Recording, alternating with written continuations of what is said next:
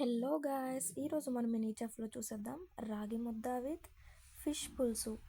ఈ ఎంతో హెల్తీగా టేస్టీగా ఉండే ఈ డిష్ని ఎలా చేసుకోవాలో చూసేద్దాం, వచ్చేయండి.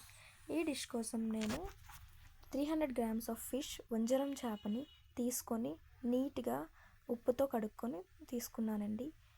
దీన్ని మనం పక్కన పెట్టుకొని 50 గ్రామ్స్ ఆఫ్ టామరిన్ని నానబెట్టుకోవాల్సి ఉంటుంది. ఇలా నానబెట్టుకున్న చింతపండుని పక్కన పెట్టుకోండి. దీనికోసం 250 గ్రామ్స్ ఆఫ్ ఆనియన్స్ తీసుకోవాలి, 2 చిల్లీస్ని తీసుకోండి.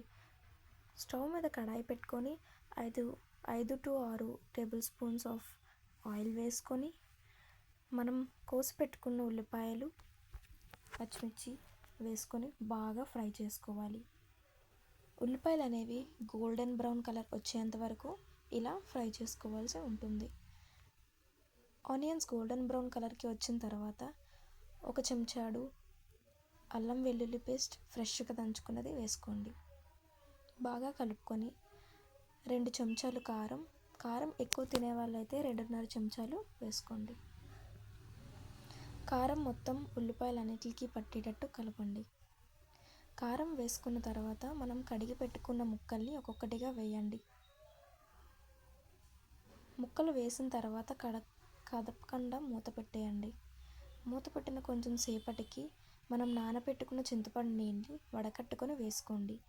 మీకు ఎంత పులుసు కావాలనుకుంటే అంత నీళ్ళు వేసుకోండి. ముక్క మునిగేంత వరకు మాత్రం నీళ్ళు వేసుకోవాలని గుర్తుపెట్టుకోండి.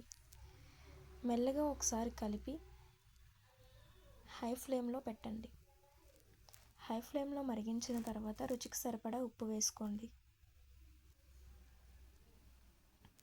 1 టీ స్పూన్ ధనియాల పౌడర్, 1/2 టీ స్పూన్ పెప్పర్ వేసుకొని బాగా కలుపుకోండి.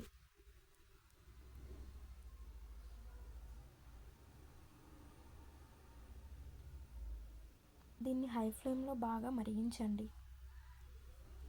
ఇలా దగ్గరికి అయ్యే సమయానికి మీరు ఏమీ కదపకుండా చక్కగా ఉంచండి. దగ్గరికి అయిన తర్వాత స్లో ఫ్లేమ్లో పెట్టి మెల్లగా మరగనివ్వండి. కారం మసాలా అంతా ముక్కకు పడుతుందండి. ఈ టైంలో ముక్కల్ని చాలా మెల్లగా కలపండి. ఫిష్ అనేది డెలికేట్గా ఉంటుంది కాబట్టి మెల్లగా కలపాలి. ఫైనల్గా కొత్తిమీర వేసేసుకొని స్టవ్ ఆఫ్ చేసేసుకోవచ్చండి. ఇది చేపల పులుసు, యమ్మీగా ఉండే చేపల పులుసు. ఇప్పుడు మనం రాగి ముద్ద చేసుకోవడానికి 100 గ్రామ్స్ ఆఫ్ రైస్ని నానబెట్టుకొని నేను ముందే ఉంచుకున్నాను. ఈ నానబెట్టుకున్న రైస్ని ఇప్పుడు పొయ్యి మీద ఒక కడాయి పెట్టుకొని ఒక గ్లాస్కి 4 నుంచి 5 గ్లాసుల వరకు నీళ్ళు వేసుకొని ఆ రైస్ని యాడ్ చేసుకోండి. మనం నానబెట్టుకున్న రైస్ని యాడ్ చేసుకోండి. హై ఫ్లేమ్లో పెడితే రైస్ అనేది బేగా బాయిల్ అవుతుందండి. కొంచెంగా రైస్ని యాడ్ చేసుకోండి. రైస్ అనేది మంచిగా బాయిల్ అవ్వనివ్వండి. హై ఫ్లేమ్లో పెట్టి చాలా ఫైన్గా అవ్వాలి. రైస్ ఇలా వాటర్ అంతా అబ్జార్బ్ చేసేసుకొని బాయిల్ అయిన తర్వాత ఉడికిందో లేదో చూడండి. రైస్ అనేది బాగా ఉడికిందండి. ఇప్పుడు ఇంకొంచెం ఉడికించేసి రైస్ని స్మాష్ చేయండి. మెత్తగా గరిటెతో మెదపండి. మెదిపిన తర్వాత మనం ఏ గ్లాస్తో రైస్ తీసుకున్నామో ఉప్పు వేసుకోండి. 1 టీ స్పూన్ ఉప్పు వేసుకోవాలి. మీకు ఎంత రుచికి సరిపడా అంత వేసుకోవచ్చు. నేను 1 టీ స్పూన్ వేసుకున్నాను. మనం ఎంత గ్లాస్తో అయితే రైస్ తీసుకున్నామో అంత గ్లాస్తో రాగి పిండిని తీసుకోండి. అలా ఏమీ కదపకుండా జస్ట్ అలా గరిటె తీసేసి మూత పెట్టేయండి. ఆ ఆవిరికి ఆ వాటర్ అంతా అందులోకి వెళ్తుంది, ఆ పిండిలోకి. కొంచెం సేపటికి మూత తీస్తే ఇలా అవుతుందండి. దీన్ని ఇప్పుడు మీరు బాగా కలుపుకోవాలి. మొత్తం మెత్తగా స్మాష్ చేసుకున్నట్టు అడుగు నుంచి తీసుకొని కలుపుకోండి.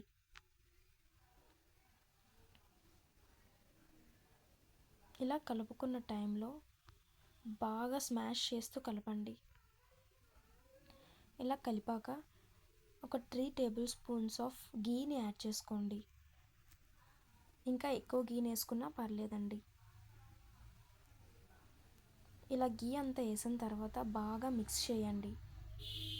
ఎంత బాగా మిక్స్ చేస్తే అంత బాగుంటుంది. బాగా మిక్స్ అయిన తర్వాత దించేసి ఇది వేడిగా ఉన్నప్పుడే చేతికి గీ అప్లై చేసుకొని ఆ వేడి మీదే ఉండని చేయండి. వేడివేడిగా చేస్తే చాలా బాగుంటుందండి. ఆ వేడిగా ఉన్నప్పుడే గీతో ఉండలు చేసుకోండి.